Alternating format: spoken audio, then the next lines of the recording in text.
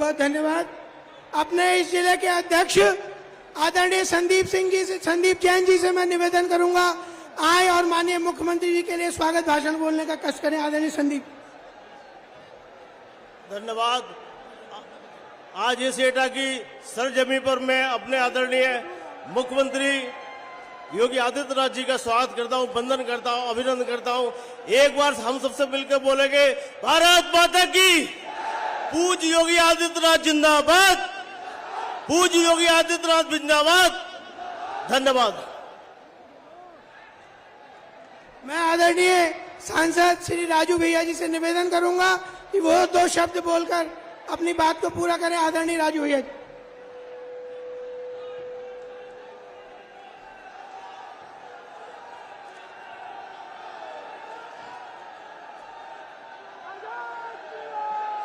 बोले भारत माता की। मजा नहीं आया भाई। भारत माता की।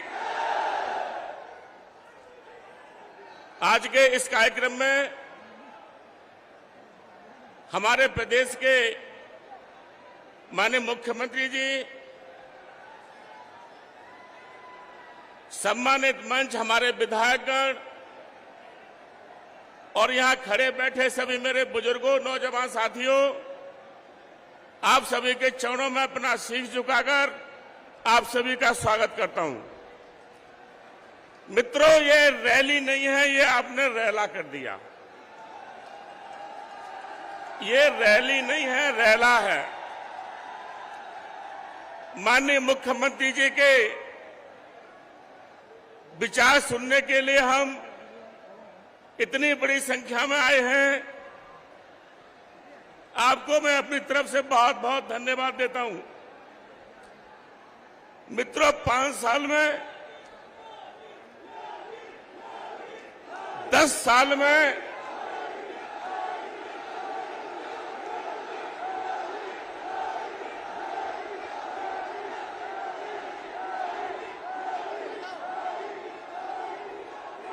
साल में हमने जो कुछ किया है, मैं कह सकता हूं कि पिछले 60-65 साल में नहीं हुआ जो हमने, हमारे मुख्यमंत्री जी ने, हमारे प्रधानमंत्री जी ने इस देश को, इस प्रदेश को दिया है। इतनी सारी योजनाएं हैं, मैं जितनी गिनाऊंगा कम से कम 2 घंटे लगेंगे।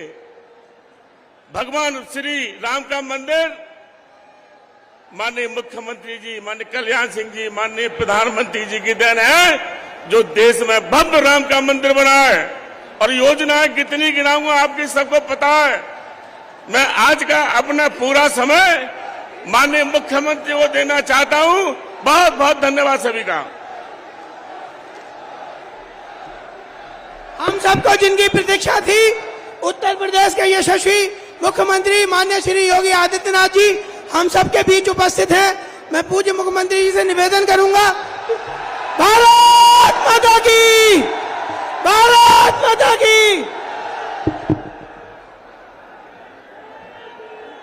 भारत माता की, भारत माता की, भारत माता की। वंदे वंदे वंदे। सबसे पहले शोकर क्षेत्र भगवान 12 श्री हरि विष्णु की वराह अवतार के इस पावन धरा स्वरों को मैं कोटि कोटि नमन करते हुए आप सभी जनता जनार्दन का मैं हृदय से अभिनंदन करता हूं, स्वागत करता हूं। मंच पर उपस्थित प्रदेश सरकार में मंत्रिमंडल के मेरे सहयोगी श्री सुनील शर्मा जी, संदीप सिंह जी, लोकप्रिय सांसद श्री राजवीर सिंह राजू भैया, भारतीय जनता पार्टी के जिला के अध्यक्ष संदीप जैन जी, जिलाध्यक्ष कासगंज से केपी सिंह सोलंकी जी, लोकसभा के प्रभारी नागेंद्र दुबे जी, लोकसभा के संयोजक श्री प्रतेंद्र पाल सिंह पप्पू भैया, जिला प्रभारी एटा हर्षवर्धन आर्य जी, जिला प्रभारी कासगंज सुश्री पूनम बजाज जी, हमारे विधायक गण श्री वीरेंद्र सिंह लोधी जी, विपिन वर्मा डेविड जी, आशीष यादव आसू जी, रजनीकांत माहेश्वरी जी, देवेंद्र राजपूत जी, हरिओम वर्मा जी, अध्यक्ष जिला पंचायत कासगंज श्रीमती रत्नेश कश्यप जी, पूर्व विधायक ममतेज साक्य जी, पूर्व विधायक ठाकुर रज्जन पाल सिंह जी, ठाकुर शिवराज सिंह जी, आज के इस कार्यक्रम में उपस्थित भारतीय जनता पार्टी और सहयोगी दलों के सभी पदाधिकारीगण, भारी संख्या में उपस्थित एटा संसदीय क्षेत्र और कासगंज से जुड़े हुए मेरे सभी बहनों और भाइयों, लोकसभा चुनाव 2024 तीसरे चरण के चुनाव के क्रम में आज मुझे सरदेव बाबूजी की कर्म भूमि एटा में आपके बीच में आने का अवसर प्राप्त हुआ है। बहनों और भाइयों,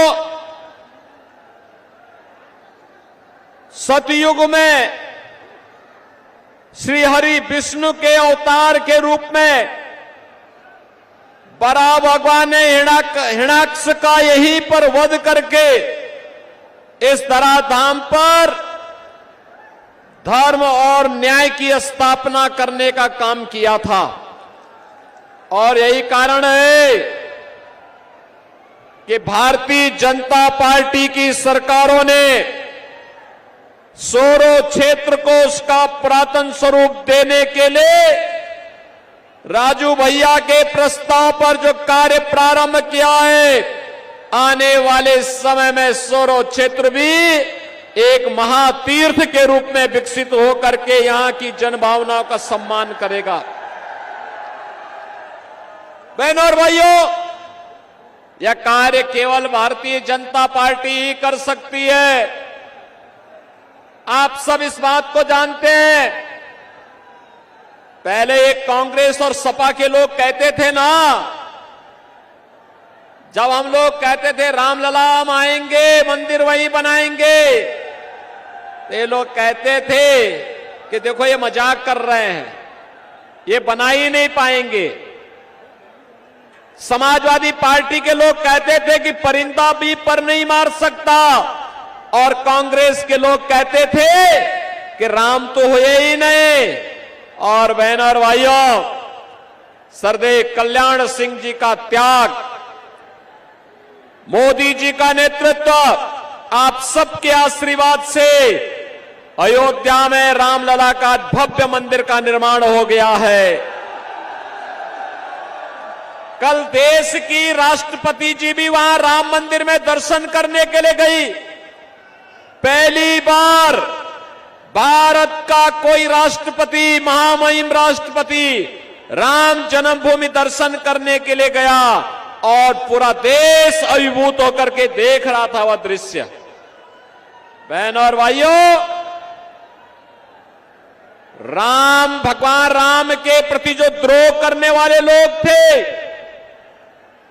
वे भी आपके पास हैं, आपके सामने हैं, और राम भक्तों की टोली भी आपके सामने है। और इसीलिए मैं आपके बीच आया हूं कि जिन लोगों ने सरदेव कल्याण सिंह जी का अपमान किया, याद करिए, कल्याण सिंह जी प्रदेश के मुख्यमंत्री थे, कल्याण सिंह जी की पूर्व गवर्नर भी थे। जनप्रतिनिधि रहे, कई बार विधायक और सांसद भी थे, लेकिन जब उनकी दुखद मृत्यु हुई तो समाजवादी पार्टी ने संवेदना के 2 शब्द भी नहीं व्यक्त किए। बहनों और भाइयों, हमारे नेता को अपमानित करने वाली समाजवादी पार्टी, राम को नकारने वाली समाजवादी पार्टी, आपकी आस्था के साथ खिलवाड़ करने वाली सपा और कांग्रेस क्या आपका वोट पाने का अधिकारी है? क्या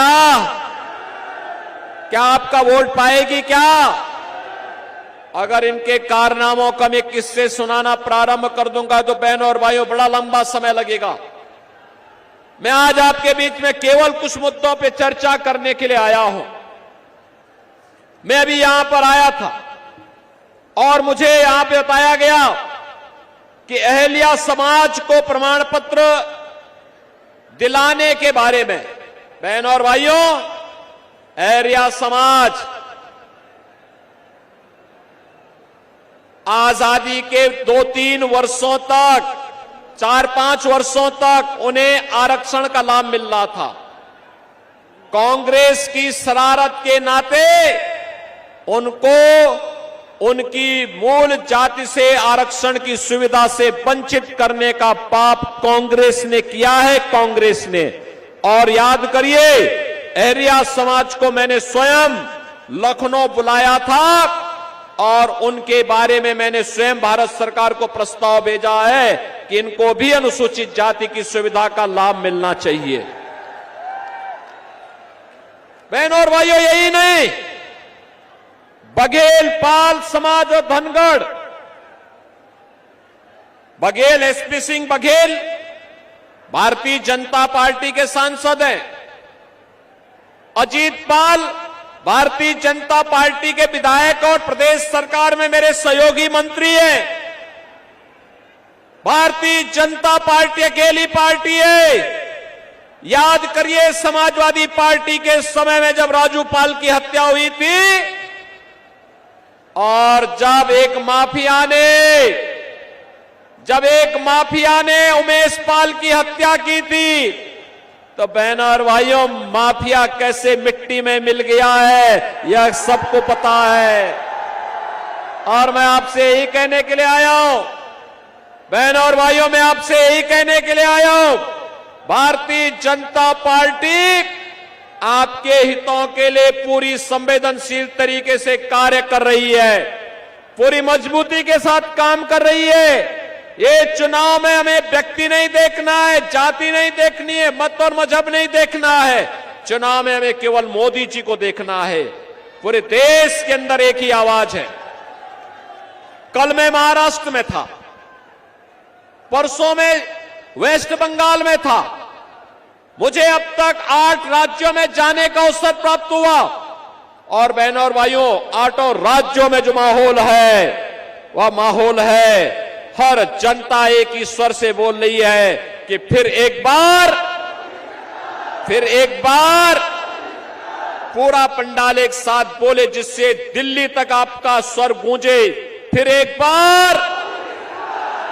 बार बहनों और भाइयों, जो मोदी सरकार का स्वर गूंज रहा है ना पूरे देश के अंदर, ये वैसे ही नहीं है। मोदी जी के नेतृत्व में 10 वर्ष में देश की कायाकल्प करने का जो कार्य हुआ है, आज उसके प्रति मोदी जी को कृतज्ञता ज्ञापित करते हुए आशीर्वाद जनता जनार्दन का प्राप्त हो रहा है। और उसी के लिए मैं आपका आह्वान करने के लिए आया हूं। याद करिए, ये कांग्रेस सपा की सरकार जब केंद्र में थी, बहुजन समाज पार्टी उनको सपोर्ट कर रही थी, तब क्या हाल थे? आतंकी घटनाएं कहीं भी हो जाती थी, विस्फोट कहीं भी हो जाते थे। अयोध्या में राम जन्मभूमि पर हमला हुआ, काशी में संकट मोचन मंदिर पर हमला हुआ, लखनऊ में हमले हुए, सीआरपीएफ के कैंप रामपुर में हमला हुआ। लेकिन बहनों और भाइयों, याद करिए, भारतीय जनता पार्टी के 10 वर्ष के कार्यकाल में दुनिया में भारत का सम्मान बढ़ा, देश की सीमाएं सुरक्षित हुई, आतंकवाद और नक्सलवाद नियंत्रित हुआ। अब तो कहीं पे जोर से पटाखा फट जाए तो पाकिस्तान सफाई देता है कि मेरा हाथ नहीं है। बहनों और भाइयों, ये होती है देश की धमक, और ये मोदी जी के नेतृत्व में हो पाया। और मैं इसीलिए आज आपसे कहने के लिए आया हूं, विकास के कार्य हो रहे हैं, highway, railway, metro, 1 district 1 medical college, एटा में भी मेडिकल कॉलेज बना, कासगंज में भी मेडिकल कॉलेज बनाने की कार्रवाई प्रचलित है। और बहनों और भाइयों, मैं आपसे ये भी कहने के लिए आया हूं कि देश के अंदर विकास के जो कार्य हुए, आत्मनिर्भर और विकसित भारत को आगे बढ़ाने के कार्यक्रम के तहत हर चेहरे पर खुशहाली लाने के लिए मोदी जी के नेतृत्व में हुआ है। बहनों और भाइयों, गरीब कल्याणकारी योजनाओं का कार्य किस हद तक हुआ? 80 करोड़ गरीब राशन की सुविधा का लाभ प्राप्त कर रहे हैं। 60 करोड़ लोगों को आयुष्मान भारत की 5 लाख रुपए की सुविधा प्राप्त हो रही है। 50 करोड़ लोगों को जनधन अकाउंट खोल करके कांग्रेस और सपा बसपा के लूट से मुक्ति दिलाने का काम किया गया है। और यही नहीं, 12 करोड़ किसानों को किसान सम्मान निधि, 12 करोड़ घरों में शौचालय का निर्माण, 10 करोड़ गरीबों के घर में उज्ज्वला योजना का रसोई गैस का सिलेंडर पहुंचना। और हमने तो उत्तर प्रदेश में यह भी किया है कि हर उस उज्ज्वला योजना का कनेक्शन धारी को होली और दीपावली में फ्री में रसोई गैस के सिलेंडर भी उपलब्ध करवाने का काम करेंगे। हम तो उपलब्ध करवा रहे हैं। 4 करोड़ गरीबों के घर में मकान बन गए। बहनों और भाइयों, इतना काम मोदी जी के नेतृत्व में। और मोदी जी ने कहा है अगले 5 वर्ष में 3 करोड़ अन्य लोगों को मकान देंगे। राशन की सुविधा 5 वर्ष तक लगातार जारी रहेगी। आयुष्मान भारत की सुविधा भी जारी रहेगी। मैं तो आपसे कहने के लिए आया हूं, बहनों और भाइयों, कांग्रेस और सपा के गठबंधन से सावधान हो जाइए। कांग्रेस और सपा का गठबंधन 2 काम करने के लिए आया है।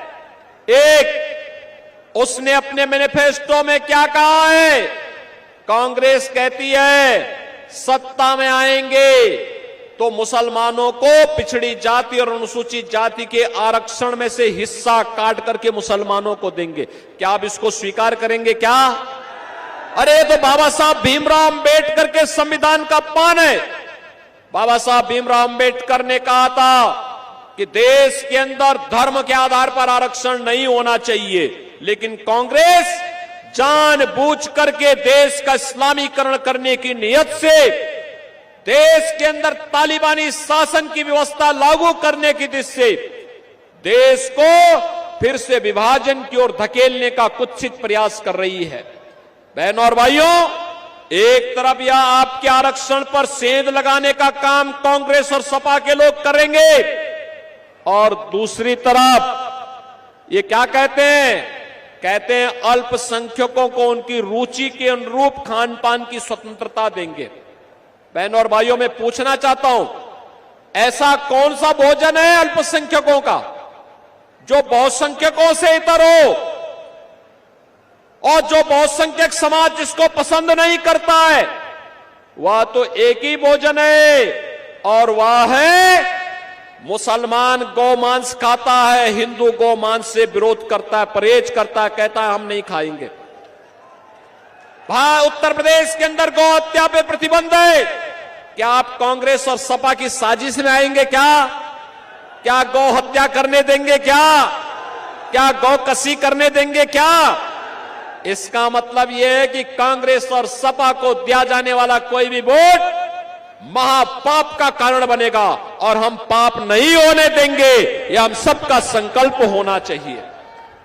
और इसीलिए मैं आया हूं आपसे कहने के लिए, बहनों और भाइयों, मैं आपसे इसीलिए कहने के लिए आया हूं कि सरदेव बाबूजी कल्याण सिंह जी ने पूरा जीवन प्रदेश के विकास के लिए अयोध्या में श्री राम जन्मभूमि के लिए उन्होंने अपनी कुर्सी तक को ठुकराने का काम कर दिया था।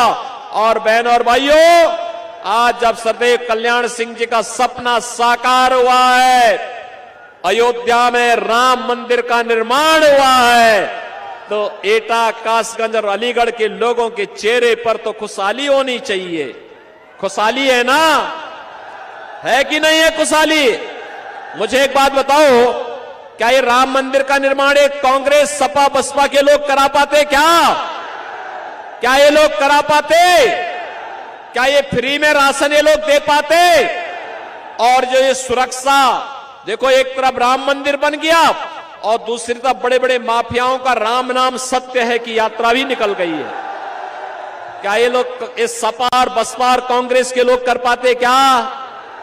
बहनों और भाइयों, मैं यही कहने के लिए आया हूं, जब आपको सपा, बसपा, कांग्रेस न सुरक्षा दे सकती है, न सम्मान दे सकती है, न ही आपकी समृद्धि में सहायक हो सकती है, और न शोरों का विकास करा सकती है, न यहां के हस्तशिल्पियों को सम्मान दिला सकती है, न नौजवानों को आजीविका दे सकती है, और न ही आपकी आस्था का सम्मान ही कर सकती है, तो इस समस्या को हमें पालना ही क्यों है?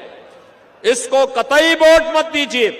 मेरी आपसे अपील होगी, राजू भैया को भारतीय जनता पार्टी और एनडीए ने अपना प्रत्याशी बनाया है, अपना दल भी है, निषाद पार्टी भी है, निषाद पार्टी सपोर्ट कर रही है, अपना दल सपोर्ट कर रही है, राजभर पार्टी समर्थन कर रही है, और राष्ट्रीय लोक दल भी समर्थन कर रही है।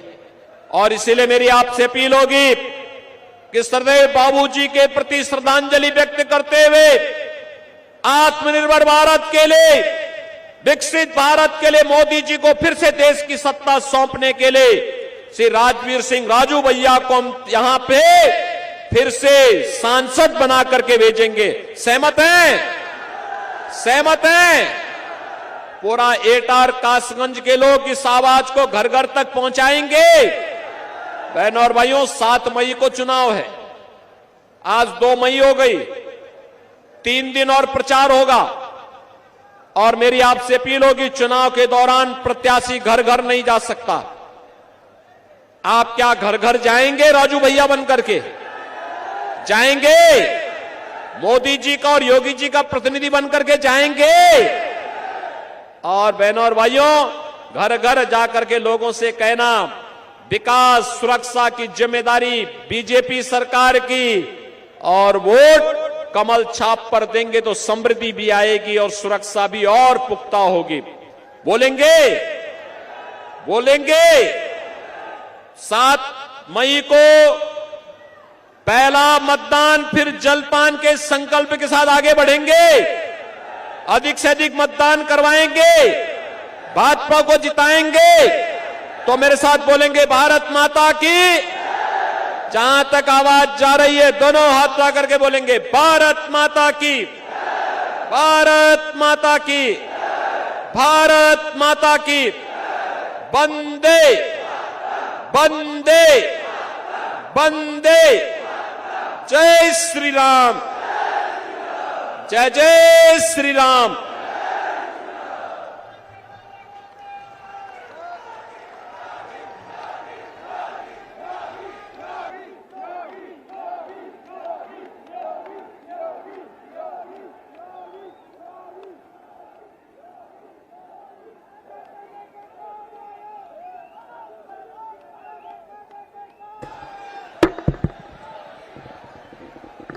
समस्त एटा लोकसभा की जनता को इस जनसभा को अपार सफल बनाने के लिए बहुत बहुत अभिनंदन, बहुत बहुत स्वागत आप सबका। हमारे